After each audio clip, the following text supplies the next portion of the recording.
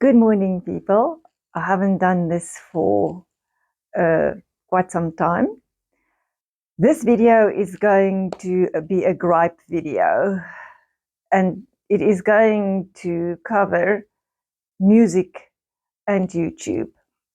As a beginner creator, I find that the copyright claims regarding music and also using other people's videos is a huge headache. I tried to do some reaction videos in the beginning, and I got so many copyright claims against it that I have decided that I wasn't going to go that route. What I couldn't understand is that other channels use almost the complete videos to which they react, and their videos are sitting on the channel. Shamel will know because I have carried on a lot regarding copyright claims, and also Amanda will know because I also cried in her ears about copyright strikes many times. And Shamel actually tried to help me by playing some music on the piano because she is very good, and then send it to me so that I could use it as background music in my videos. Because if you look at the editorial videos on how to make videos for YouTube, using sound effects and using music are pushed as it elevates your videos to a complete and total different level, which it does. I must agree, it does. I've got no idea how the cottagecore people and many other channels, cooking channels, use music without getting copyright claims against that specific video. Because if you get a copyright claim against your video and you are not a monetized channel yet, you can jeopardize your opportunity to get monetized. They can actually decline monetizing your channel until you fix the copyright claims against the videos.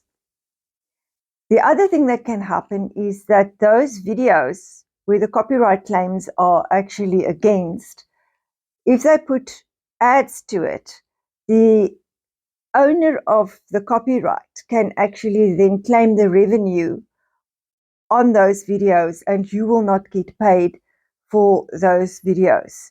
And so then you must either take the video down, or YouTube actually gives you the timestamp, the beginning and the end part on the video, which actually is violating the copyright. Then you can actually then clip that parts out of your video. Why am I now doing this video today? Because I had many copyright claims in the beginning, and then Shamel actually came through and started to help me. We actually thought that if Shamel performs the piece, it then actually becomes a complete new production to which there wouldn't be a copyright claim. She can actually then copyright that performance of hers, and then if other people use that, she can actually, there will be a copyright claim then against her performance. Which actually didn't work out like that. She did a wonderful piece for me, which was out of the Mary Poppins musical, and I ended up with a copyright claim against that video. Now, how it works if I upload a video to YouTube is the video will upload, and it sometimes take quite long. Obviously, it varies upon how long your video is for. Then there is, after the video has uploaded, there is a processing time. And it is in that processing time that YouTube then checks if there is copyright violations occurring in that video. apparently there is a massive database and codes come up which will then indicate to YouTube that there's a copyright claim in that video and what the copyright claim is all about. So I had to take that video down. So what I did in the beginning was I didn't make my videos visible to the public immediately. And so that I could then go and change the video on the proper editing application that I have, and then re-upload it. And what often then happened was that if I try to re-upload, YouTube will say to me, the metadata for that specific video hasn't been saved, and I was unable to actually then upload it, the correct version of the video, where I actually then made the changes which was bothering YouTube so much. That frustrated me immensely. I cannot tell you the level of frustration that I experienced regarding that.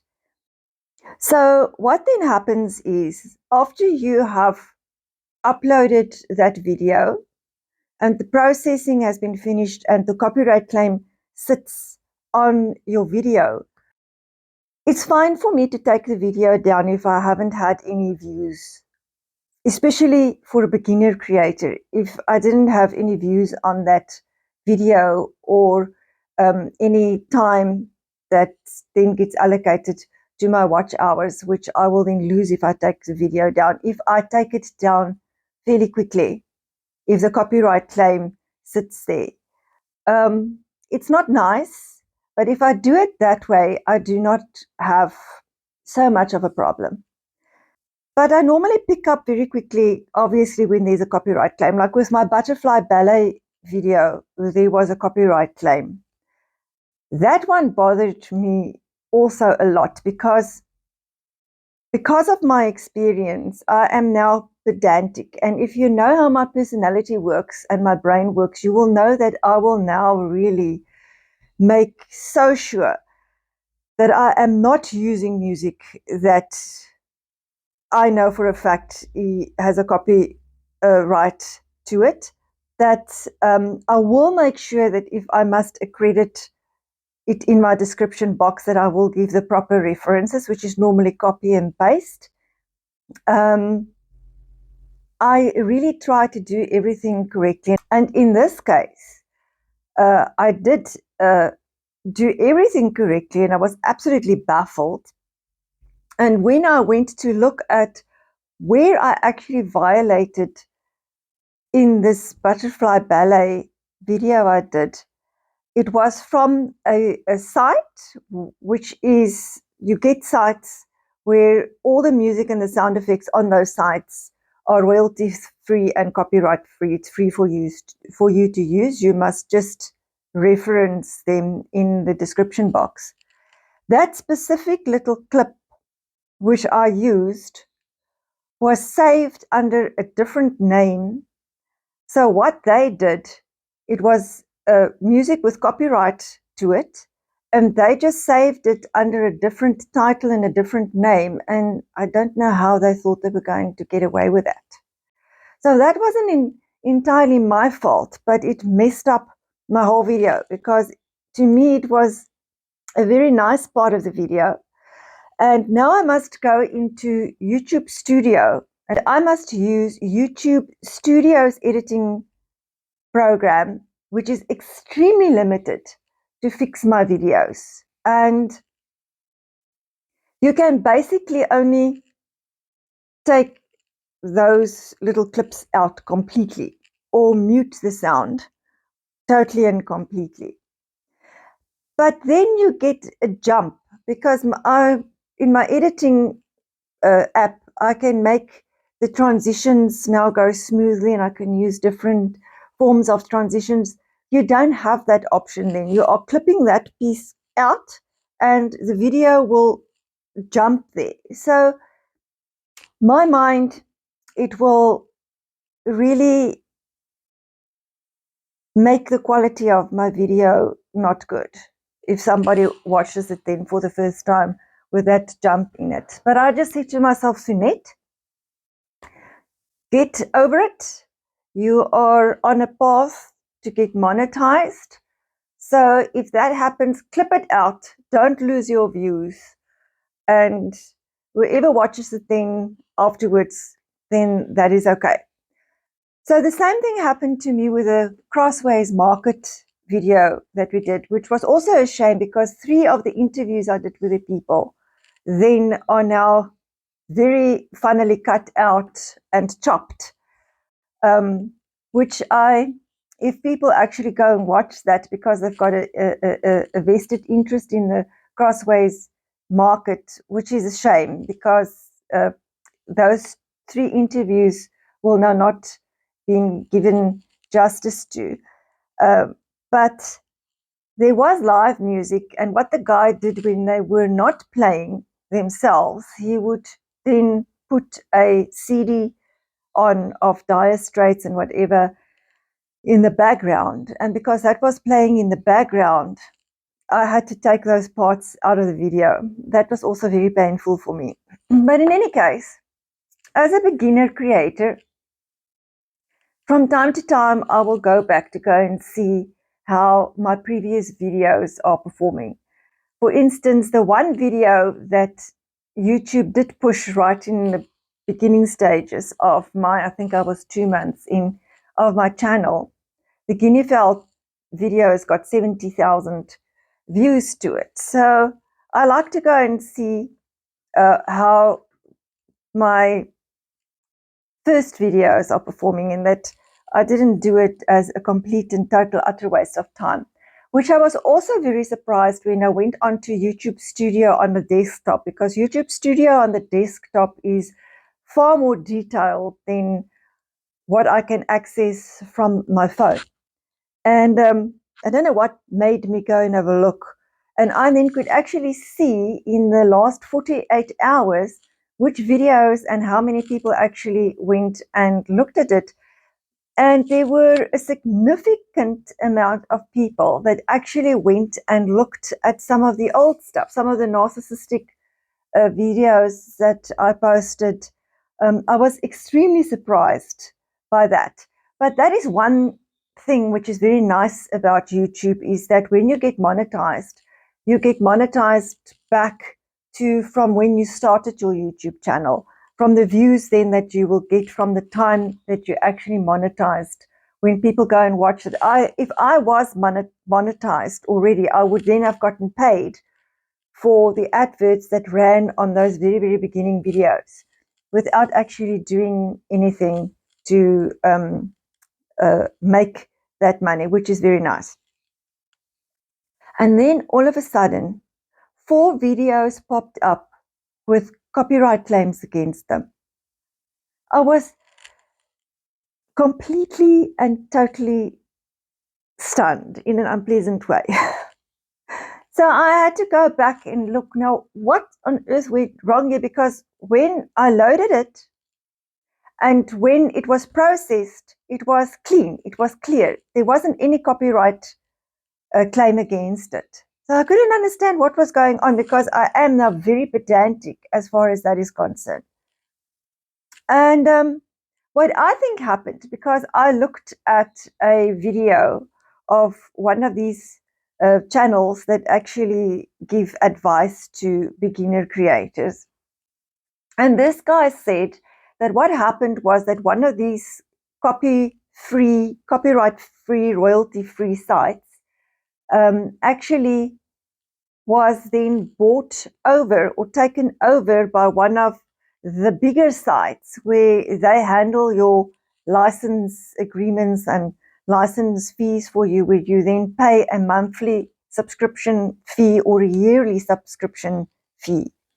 And then all of a sudden, now if you use that music and you're not paying a yearly or monthly subscription to that specific company, you are now violating copyright.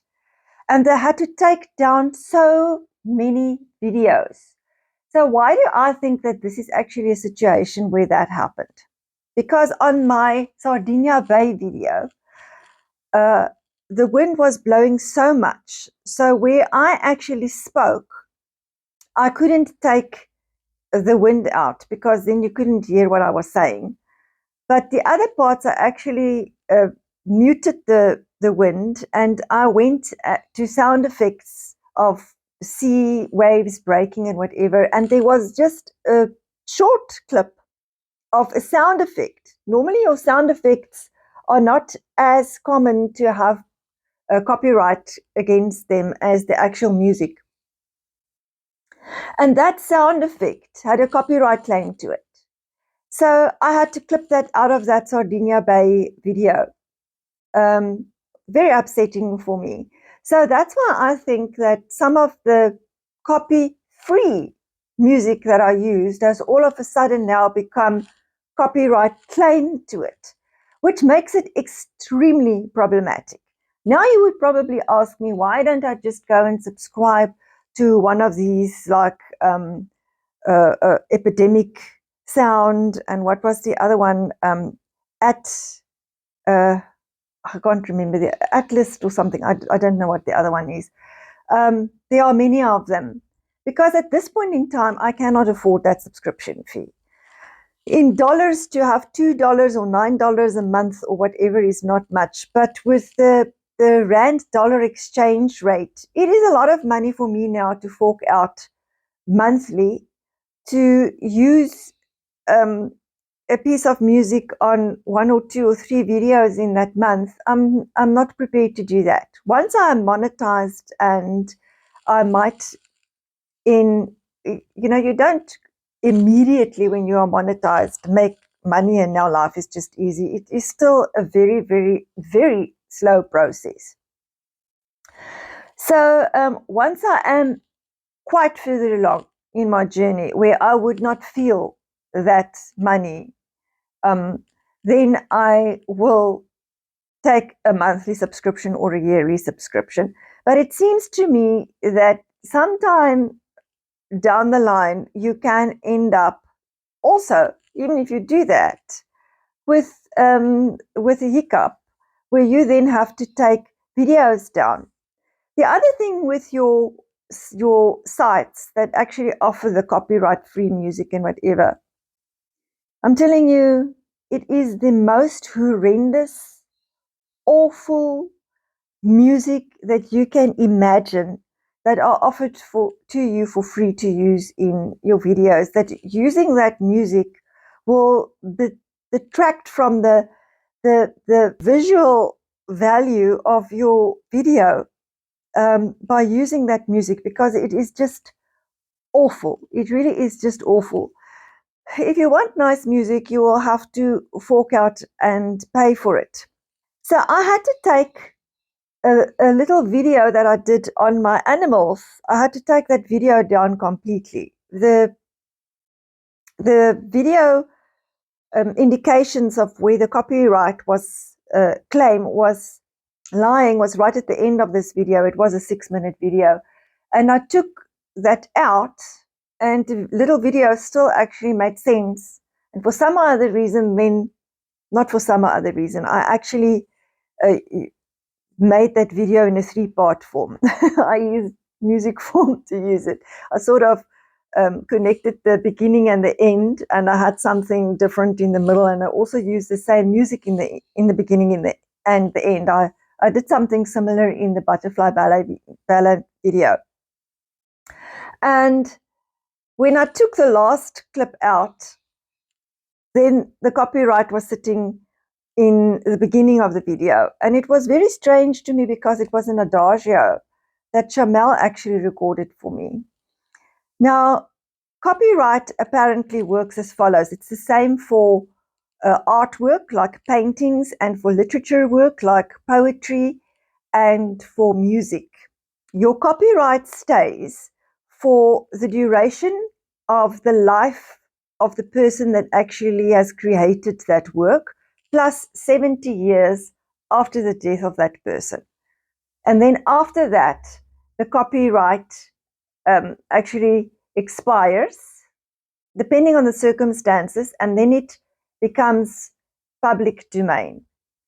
So if something is in the public domain, you are free to use it without paying for it, without asking anybody's permission for it, which is most of your classical music, of course. But now there's a difference between the actual composition, and I think that's where the Mary Poppins music actually came in.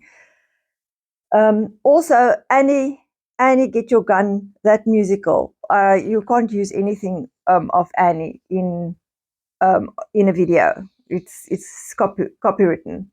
So I think what happens then is there's a difference between the actual composition and then the performance of that composition. So if you have an orchestra or a famous person performing that piece of music, that performance can also have copyright to it. So you must be very careful that if you use a copyright-free classical piece of music, that the actual performance that you use are also copyright-free. It is a minefield. So at this point in time, for my viewers and subscribers, I have decided that I am not going to use music to my videos. I will do as little as I can using sound effects and videos in my music. First of all, I'm not prepared to pay the subscription for these companies that now handle the license agreements and whatever for you. And I just want to add, can you imagine how much money those companies like Epidemic Sound actually make? For if you go and look at the amount of content creators there are on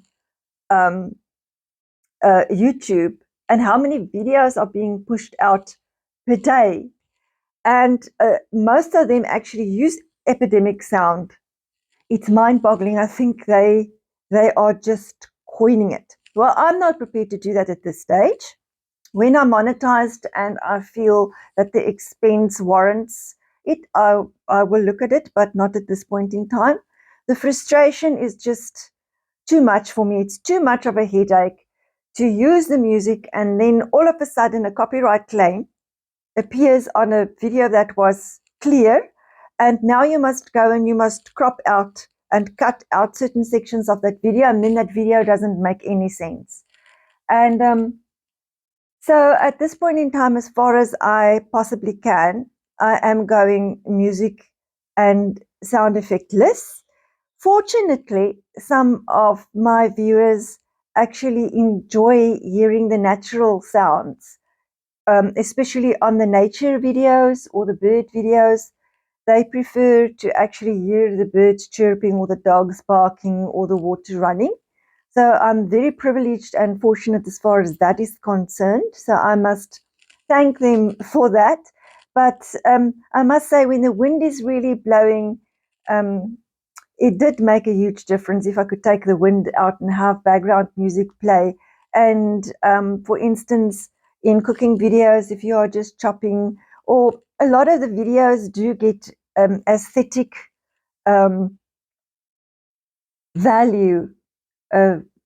It's very nice if there is very appropriately chosen music playing in the background. But that is where I am now as far as my using music and sound effects are concerned. And until I am monetized, my videos will be silent and void of music and sound effects. If you will bear with me, I will really appreciate it. Well, thank you so much for listening to this rant. And maybe this will be of value to other beginner content creators, because I'm not the only one that experiences this as a huge headache. And I hope to see you in a next video. And yes, look after yourselves. Goodbye.